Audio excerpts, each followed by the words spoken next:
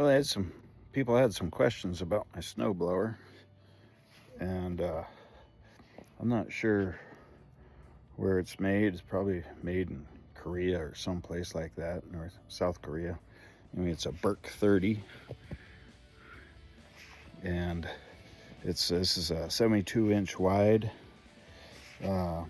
blower. It got a chain drive on it, and 72 inches wide. It's got this access right here, undo, and so there's a PTO driven power takeoff and comes over to this drive axle. There's one shear bolt here, but this is what drives the whole chain drive and everything like that. Wow, it's really packed in snow there. Interesting. Didn't seem to give it an issue at all. But so anyway, I just used it for the first time today, and took a little bit of work to get this all hooked up and whatnot. Get this screw in here. It was pretty easy to, put the 3-point hitch on, and I picked it up at the dealer. Putting it on the 3-point, that's pretty easy. Whatnot. But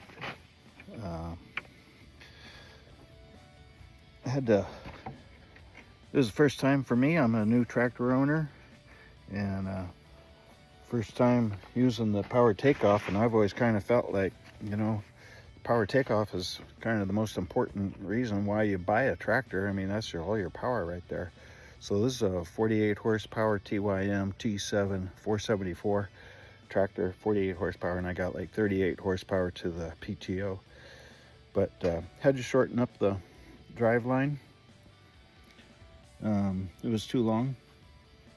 Had to cut it down. It wasn't very hard. And then the chute on this thing is electric. So electric for the here and electric for the rotation. So I had to wire it. And so up underneath the hood here,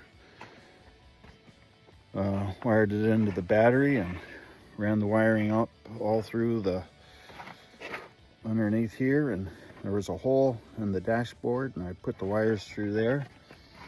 And what it comes with is this little control box right here.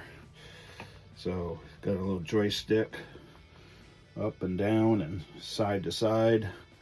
So anyway, had the wiring come up through the dashboard here and ran it up through the dashboard and hooked it on here, and it clips on with this really heavy duty clip right here.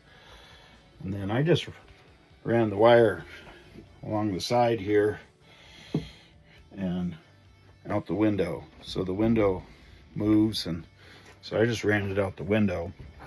And so in between plowing, I'm unplugging.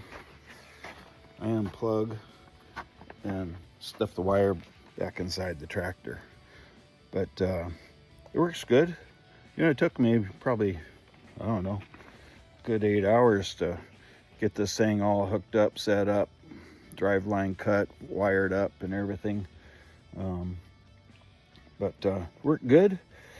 So why did I get a rear backward facing snowplow, right? Everyone says, oh yeah, but you got to drive it backwards. Well, it works really good. That's why. I like the efficiency of the PTO driven unit.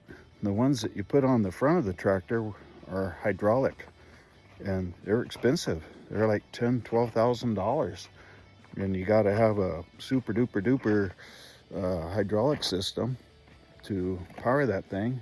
And plus you don't have your bucket. I kind of like having my bucket on my tractor. And so and they're like $12,000. This thing I got for $42.50 out the door, and it works super great, and it's easy to take on and off. um, and easy to store, and I really like it. A lot of the ones you see out there, they have a separate motor you put on the front of your tractor, and it's got a separate Honda motor and just another motor, you know. And those are expensive. Those are $12,000 too. So anyway, I dig it. I'm happy with it. I've only used it once.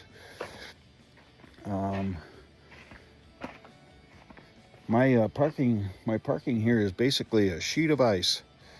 Live in Alaska, and so the ground is permanently frozen like during the winter.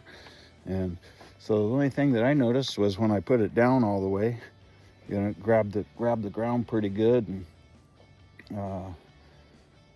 tires were slipping a little bit. I suppose I could get tire chains and whatnot, but I just lifted up a tiny bit and got it running. Once I got it running, it slid fine.